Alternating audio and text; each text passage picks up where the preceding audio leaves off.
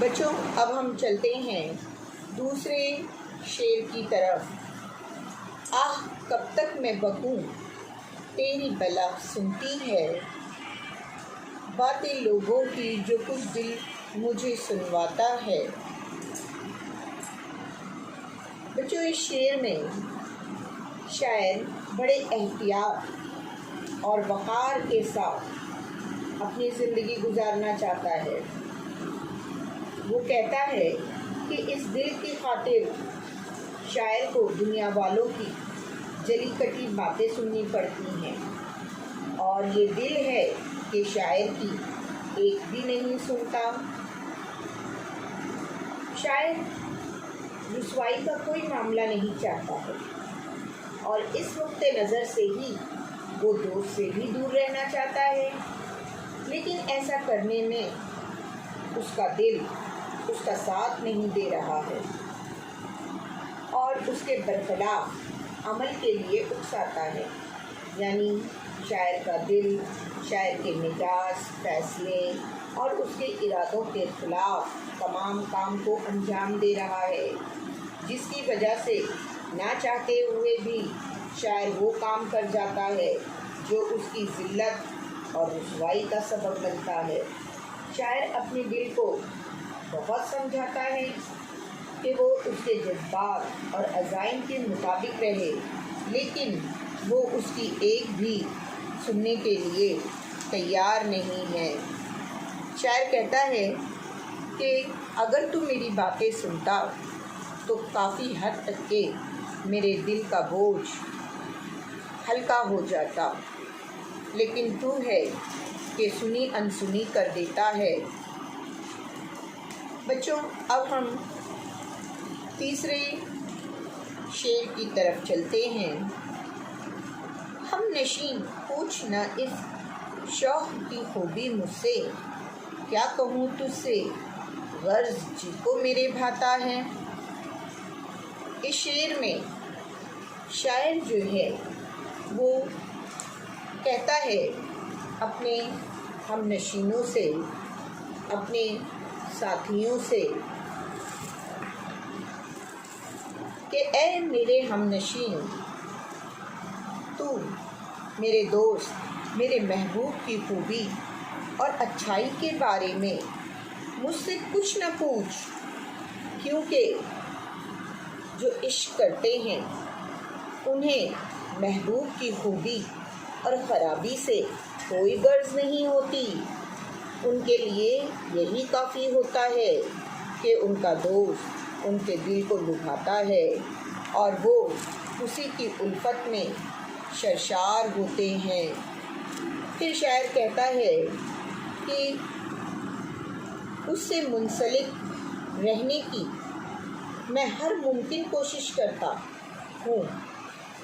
یعنی معشوق میں بہت سی خوبیوں کا ہونا ضروری نہیں ہے۔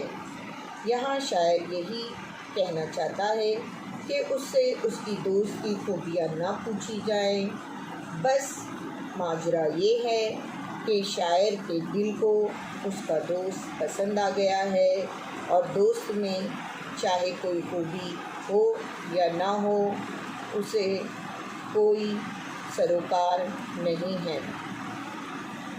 اب ہم چلتے ہیں چوتھے شعر کی تشریح کی طرف۔ بات کچھ دل کی ہمارے تو نہ سوجھی ہم سے، آپ خوش ہوئے ہیں پھر آپ ہی گھبراتا ہے۔ اس شعر میں شاعر جو ہیں وہ کہتے ہیں کہ دل کے معاملات بڑے عجیب ہوتے ہیں، اور ان کو سمجھنا اور ان کو سلجھانا کوئی آسان کام نہیں ہوتا ہے، اور شاعر بھی اپنے دل کے معاملات میں اپنے آپ کو بے بس پاتے ہیں اور کہتے ہیں کہ ہم نے دل کو بہت سمجھانے کی کوشش کی ہے، مگر تھک ہار کر ہم بیٹھ گئے ہیں۔ ہمارا دل آپ ہی خوش ہوتا ہے، اور کسی بات پر خوش ہوتا ہے، یہ سمجھنے سے ہم قاصر ہیں کہ وہ کیوں خوش ہو رہا ہے، اور کبھی ہمارا دل آپ ہی اتنا گھبرا جاتا ہے کہ اس کی گھبراہٹ کی وجہ ہم نہیں جان پاتے کہ آخر ایسا کیوں ہوتا ہے۔ یہ حالت شاعر کے لیے ایک پہیلی، ایک معمہ بن چکی ہے جسے وہ سمجھ نہیں سکا ہے، یا چاہ کر بھی وہ اپنے دل کے اس مزاج کو بدل نہیں سکا ہے۔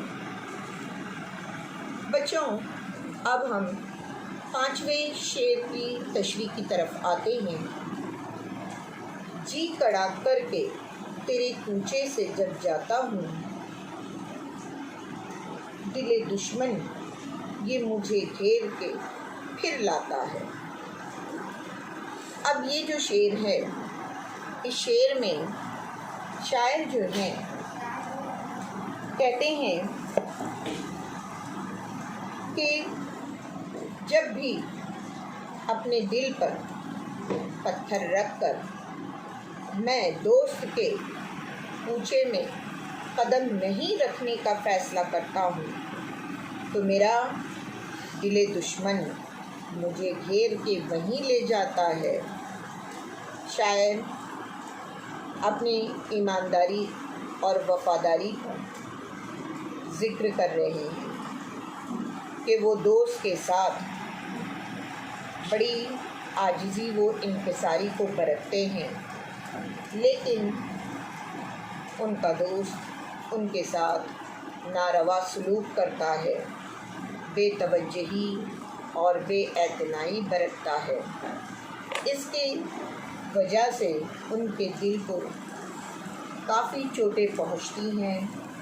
دوست کی ان حرکتوں سے نالاں ہو کر شاعر ہمیشہ کے لیے اپنے دوست سے دور جانے کا تہیہ کر لیتے ہیں، لیکن اب شاعر کی مجبوری یہ ہے کہ ان کا دل ہی ان کے اس عزم کی تکمیل میں ان کے ساتھ کوئی معاونت نہیں کرتا ہے، ان کا کوئی ساتھ نہیں دیتا ہے۔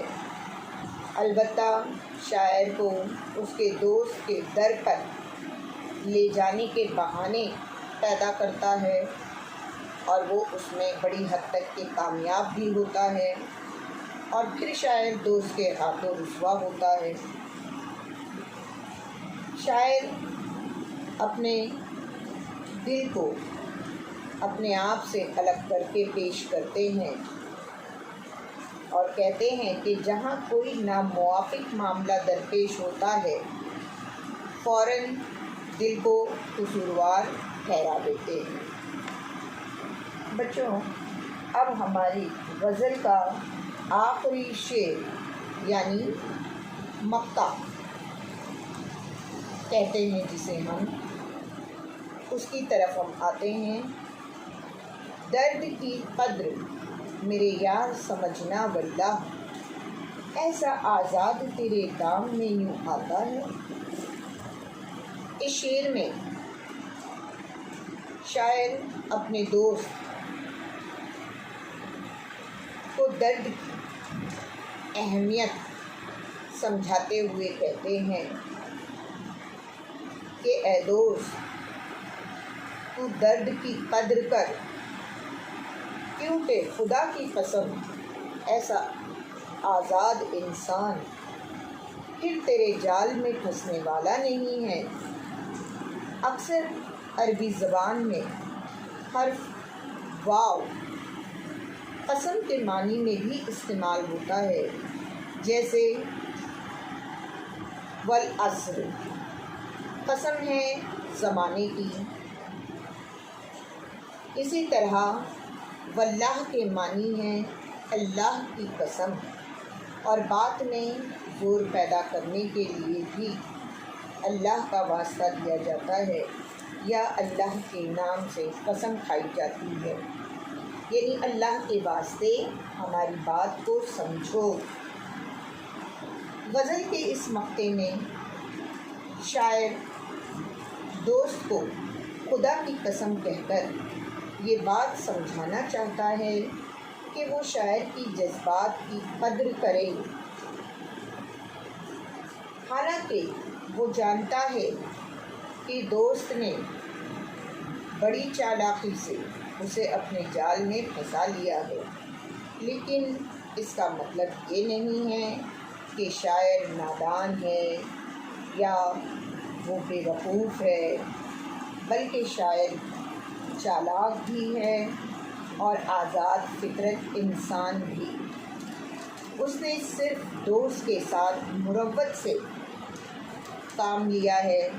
اگر اس نے اپنا رویہ تبدیل نہیں کیا تو شاعر کہتے ہیں کہ وہ شاعر سے ہاتھ دھو بیٹھے گا، اور ایک آزاد فطرت انسان ہے شاعر، اور اچھے دوست کو وہ کھو دے گا۔